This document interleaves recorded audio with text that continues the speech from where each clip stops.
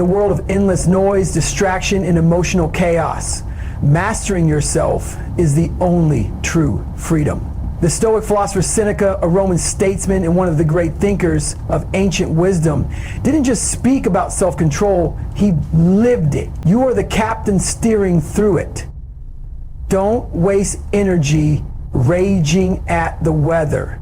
Focus on your ship. Tip 2, time is your most precious asset. Seneca said, "It is not that we have a short time to live, but that we waste a lot of it." If you want to master yourself, start by mastering your time. Tip 3, silence is strength. You don't always need to speak. The loudest man in the room is often the weakest. Control your tongue, and you will control your fate. Tip 4, desireless to live more. Every luxury becomes a prison. When you train your mind to be satisfied with little, you become unbreakable. Tip 5, practice voluntary discomfort. Seneca would sleep on the floor and wear coarse clothes just to remind himself, comfort is a trap. Strength is built through struggle, on purpose. Tip 6, don't react, respond. Emotions are visitors, not rulers. Let them knock, but don't invite them in without a reason. Tip 7, reflect daily. Seneca reviewed his day every night. What did I do well? Where did I fail? Without reflection, you are living blind. Tip 8, fortune is a test. Hard times don't break you, they reveal you. Your response to adversity defines your true strength. Tip 9, death is not to be feared. Memento mori, remember you must die. This is not morbid, it is freeing. Knowing that life is short helps you live fully and fearlessly. Tip 10, associate with virtue, not popularity. Seneca warned of corrupting company. Choose friends who build your mind, not ones who entertain your vices. Tip 11, be useful, not impressive. Stop chasing applause, start becoming someone of value. The world needs strong minds, not showmen. Tip 12, forgive quickly, but remember wisely. Resentment is a poison you drink hoping others suffer. Let it go. But don't be foolish enough to invite harm again. Tip 13, cultivate inner peace through order. A cluttered life reflects a cluttered mind. Clean your space, discipline your routines, find calm and structure. Tip 14, nature never hurries, and yet everything gets done. Don't rush, don't force, be relentless but patient. Mastery takes time. Tip 15, be your own standard. You are your own judge, not the world. Hold yourself accountable. Compete only with the man in the mirror. Seneca lived in a time of corruption, violence, and chaos, but through philosophy, he became stronger than all of it. These 15 tips aren't just for ancient Rome. They're for you, right now, in this moment. You want strength? Start with your mind. You want peace? Start with discipline. You want mastery? Start with you. Self-mastery begins with self-awareness. Is the root from which every other virtue grows, the mirror that reflects who you are beneath the layers of distraction, noise, and illusion. Before you can command your thoughts, before you can control your emotions, before you can guide your actions with purpose and clarity, you must first know yourself. And this is not about abstract self-acknowledge or vague affirmations about who you think you are. This is about seeing yourself as you are, not as you wish to be. It is about being honest, brutally honest, with what you find in the quiet spaces of your own mind. Most people drift through life reacting. They get angry and don't know why. They procrastinate and call it laziness when it's really fear. They chase, understand your values, validation without realizing how deeply their identity is tied to others' opinions. Self-awareness changes this. It's the slow, sometimes painful process of turning inward and noticing your patterns. Why do you get defensive when criticized? Why do certain people make you feel small? Why do you reach for distractions when things get hard? These questions are not just philosophical. They are practical keys to your own freedom. Seneca and the Stoics knew this well. They practiced daily introspection because they understood that the unexamined life leads to unconscious suffering. When you lack self-awareness, you're a puppet to your impulses. You mistake emotions for truth. You confuse habits for fate. But once you begin observing yourself with calm detachment, you start to see the gap between stimulus and response. And in that gap is your power. And that gap is self-mastery. To be self-aware is to observe your inner world as if you were assigned to studying a specimen without judgment, without ego, just observation. You notice how a certain comment made your heart race. You notice how you flinch from silence and try to fill it with noise. You see how your need to win an argument is really a need to feel significant. This kind of awareness is not weakness, it's strength. Because once you see it, you can work with it. You can interrupt the loop. You can choose differently. But self-awareness is not passive. It's not just noticing. It's not just remembering. It's tracking your progress. It's asking yourself every night, where did I act according to my principles? Where did I fall short? What triggered me? What inspired me? It's keeping a mental scoreboard, not to shame yourself, but to sharpen yourself. And the more consistent you are with this inner audit, the more clear you become. Life stops feeling like a blur. Your choices start feeling deliberate. It's important to understand that self-awareness is uncomfortable. You'll discover contradictions in yourself. You'll notice envy where you thought there was support. You'll see weakness where you pretended there was strength. But this discomfort is good. It's a signal that your identity is expanding. It means you're shedding illusions and waking up to who you really are. Not who the world told you to be, not who your past mistakes convinced you were, but who you are beneath it all. Raw, real, and ready to grow. And as your awareness deepens, so does your discipline. You'll start catching bad habits before they spiral. You'll recognize toxic patterns in relationships before they repeat. You'll feel the rise of anger or anxiety, and instead of exploding or retreating, you'll pause, you'll breathe, you'll choose. That's mastery, not perfection, but choice. Everything changes when you become self-aware. You can't control the world, but you can control your role in it. You stop being a victim of circumstance and become a student of your own mind. You realize that the hardest enemy you'll ever face is your own unconscious behavior, and the most powerful ally is your own awareness. Seneca once said, "No man is free who is not master of himself." But there is no mastery without first seeing who you are. And that begins with awareness. Discomfort and simplicity build resilience. In a world obsessed with ease, speed, and convenience, the Stoic understands that comfort is not a reward, it is a test. The more you surround yourself with luxury, the weaker your tolerance becomes. The more you avoid pain, the more fragile your spirit grows. But when you choose discomfort, when you embrace simplicity, you train your mind and body to endure, adapt, and overcome. This is the essence of resilience. Not just surviving difficulty, but becoming stronger because of it. Seneca practiced voluntary hardship for this very reason.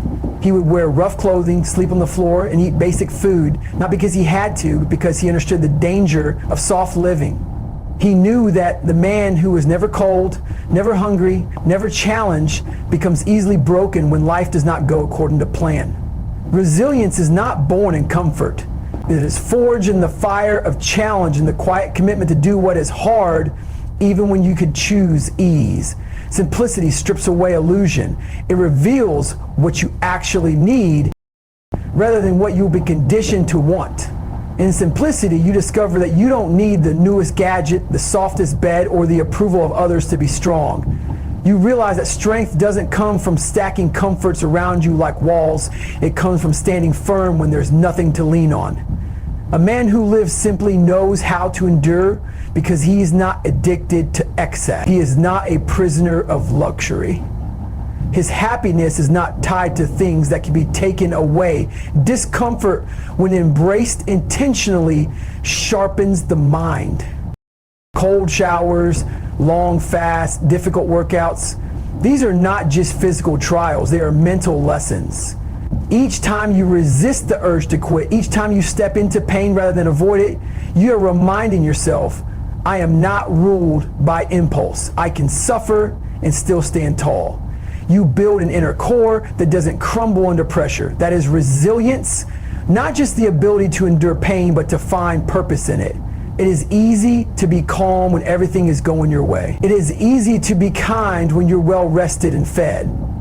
But when you're tired, when you're cold, When you're tested and your character is revealed. Discomfort exposes what comfort hides, and that's why it is so powerful. It shows you who you are, and then it gives you the chance to grow beyond it. You learn not to flinch at difficulty. You stop seeking escape. You start seeking challenge, because you know that each trial is a tool. Each hardship is a lesson. Simplicity, too, teaches gratitude. When you have little, you appreciate everything. The smallest pleasures become rich. The tiniest comforts become treasures. This attitude doesn't just make you. When you're mentally stronger, it makes you emotionally grounded. You stop chasing what you don't need. You become harder to manipulate. You become resilient, not just in body, but in spirit.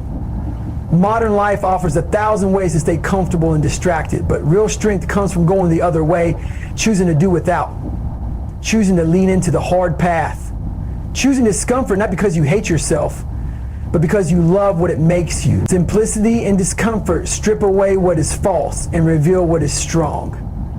They are not punishments. They are training. They teach you that the strongest man is not the one with the most, but the one who needs the least and still moves forward with courage. When you live simply and welcome discomfort, you learn to adapt. You build an identity that doesn't crack under pressure. You learn that happiness is not comfort, it's control. It's freedom from dependence.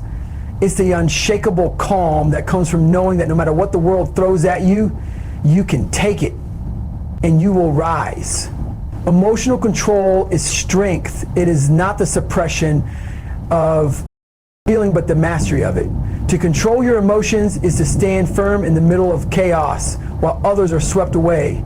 It is the ability to feel anger and not let it make you cruel, to feel fear and not let it stop you, to feel pain and not let it define you. This kind of control is not weakness, it is power, true power. Because the person who cannot control their emotions is constantly at the mercy of everything around them. They are ruled by impulse, reaction, and the temporary storms of the moment. The Stoics understood this deeply. Seneca, Epictetus, Marcus Aurelius, all of them lived in a brutal world filled with loss, betrayal, injustice, and uncertainty. But they practiced emotional control not by becoming numb, but by learning to respond instead of react. They knew that while we may not always be able to choose our circumstances, we can always choose our response. That gap between stimulus and reaction, between being triggered and taking action, that is where self-mastery lives. That is where strength is built. An undisciplined mind lashes out, panics, crumbles, or escapes. A disciplined mind observes, waits, and chooses with wisdom. Emotional control doesn't mean you never feel anything. It means your feelings don't make your decisions for you. It means you can be in pain and still show kindness. It means you can be disrespected and still remain composed. It means you can be afraid and still move forward. And that is the difference between those who are ruled by life and those who rule their own lives. Most people confuse emotional expression with authenticity. They think that because they feel something strongly, they must act on it. But intensity is not justification. Just because you feel rage doesn't mean you have to shout. Just because you feel despair doesn't mean you have to give up. Emotions are messengers, not masters. They carry information, not commands. The person who can pause, examine what they feel, and then act based on reason rather than emotion, that person is powerful. That person is rare. Seneca once wrote, "No man is more unhappy than he who never faces adversity, for he is not permitted to prove himself." And adversity often comes in the form of emotional trials, a betrayal that tempts you to become bitter, a failure that tempts you to despair, a confrontation that tempts you to rage. But the Stoic does not give in. The Stoic feels every emotion, but allows none to steer the ship. He is the captain of his soul, not a passenger in a storm. Emotional control is not about pretending everything is fine. It's about understanding that emotions pass. They are waves. And like waves, they rise and fall. You don't fight the wave. You don't become it. You observe it, you let it move through you, and then you choose your action based not on how you feel in that moment, but on who you are committed to becoming. That's the mark of real strength. Not lifting weights, not winning arguments, not dominating others, but mastering yourself in the heat of emotion. Your walk through life without emotional control is to be constantly manipulated by people, by situations, by your own inner chaos. But once you begin to take control, everything changes. You stop reacting to every slight. You stop being thrown off course by every emotion. You become centered, grounded, and immovable. People may try to provoke you, but they cannot shake you. You learn that real strength is silent, steady, and rooted. It doesn't need to explode. It doesn't need to prove anything. It simply endures. Emotional control is strength because it is rare, because it is hard, and because it gives you power over the one thing you can truly master, yourself. When you master your emotions, you become a weapon the world cannot bend. You become your own protector, your own guide, your own anchor, and that is the kind of strength that never fades. Time is your most valuable currency. It is the one thing you spend every day without choice and without the possibility of earning back. Unlike money, it cannot be saved. Unlike possessions, it cannot be replaced. Once that moment is gone and is gone forever, and yet it is the one resource people waste the most, throwing it away on trivial distractions, meaningless arguments, shallow relationships, and mindless entertainment as if there will always be more. But there won't be. Every second is a withdrawal from the account of your life. One day, the balance will reach zero, and you won't get a warning before it happens.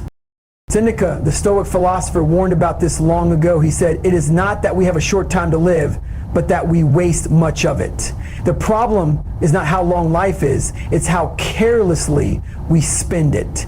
People guard their money with fierce attention, but treat their time like it has no value. They'll argue for hours online, scroll endlessly through social media, binge watch shows out of habit, and allow their schedules to be hijacked by others' expectations. All while their true dreams, their purpose, their growth remain neglected, waiting in the background. But live wisely, you must begin to see time as your most sacred asset. This shift in perspective changes everything. You begin to prioritize differently. You say no more often, not out of selfishness, but out of clarity. You stop trying to please everyone and start protecting the hours that build the life you actually want. You stop putting off your goals for someday because you understand that someday is not promised. You act now because now is the only time you will ever truly own. There is a brutal but empowering truth at the heart of Stoic thinking. You will die. That's not meant to scare you, it's meant to focus you.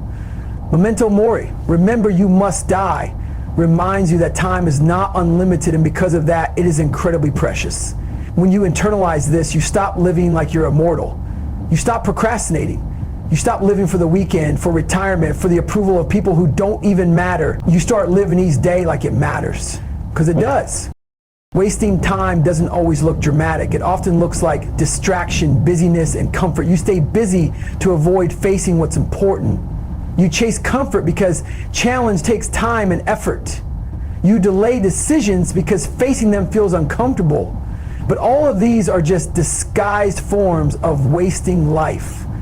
The path to mastery of yourself, your craft, your destiny requires disciplined use of your time. Every great achievement is the result of thousands of hours used with intention.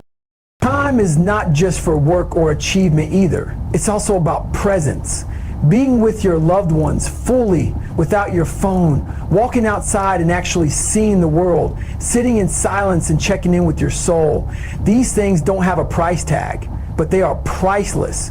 And when your time is spent with intention, even the smallest moments become rich.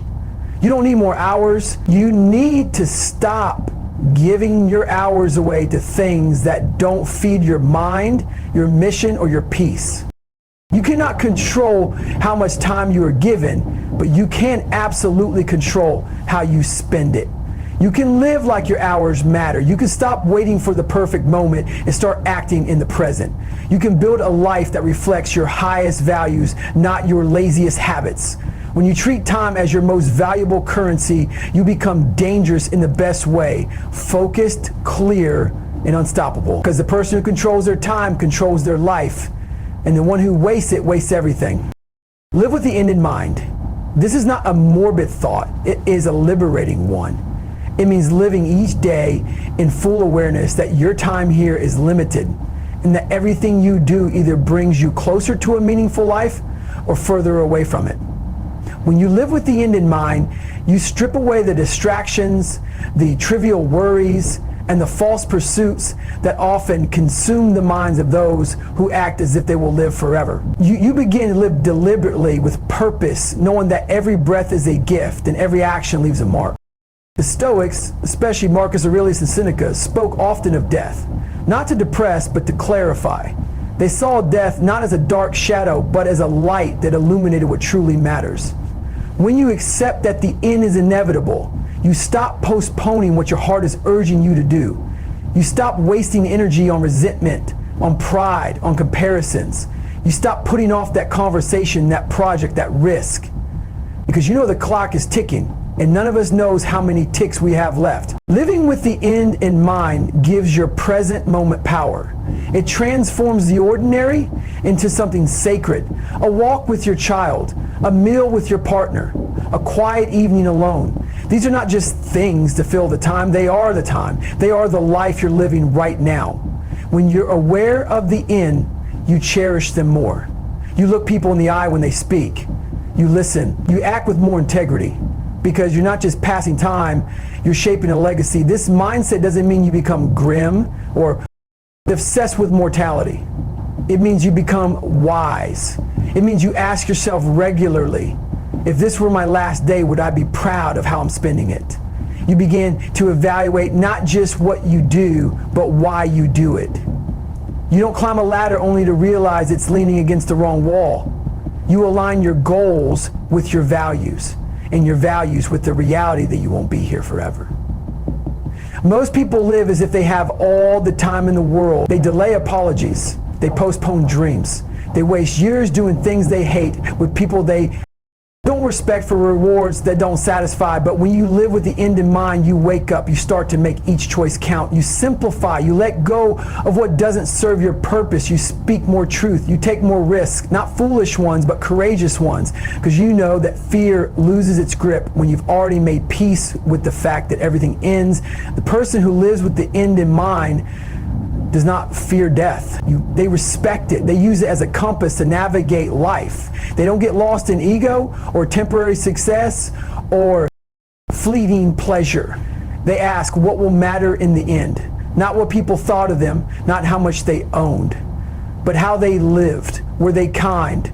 Were they true to themselves? Did they make a difference, however small? That is the scorecard that really matters. You don't get to choose when your time runs out, but you do get to choose how you use the time you have. Living with the end in mind doesn't limit your life, it deepens it. It wakes you up to the preciousness of now. It reminds you that each moment is a choice, to waste or to use, to drift, really direct, to exist or to truly live. The end is coming, so live in a way that when it does, you have nothing to regret. Don't chase status, pursue virtue. In a society obsessed with image, recognition, and validation, it's easy to be pulled into the race for status. People spend their lives trying to be seen, to be admired, to be envied. They chase titles, applause, follower counts, expensive clothes, and shiny symbols of success, not because these things bring meaning, but because they want others to believe they matter.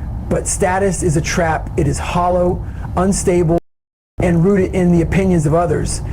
It fades as quickly as it rises and leaves the person who chases it dependent on external approval for internal worth. The Stoics warned against this pursuit. To them, the goal was never to become impressive, it was to become good.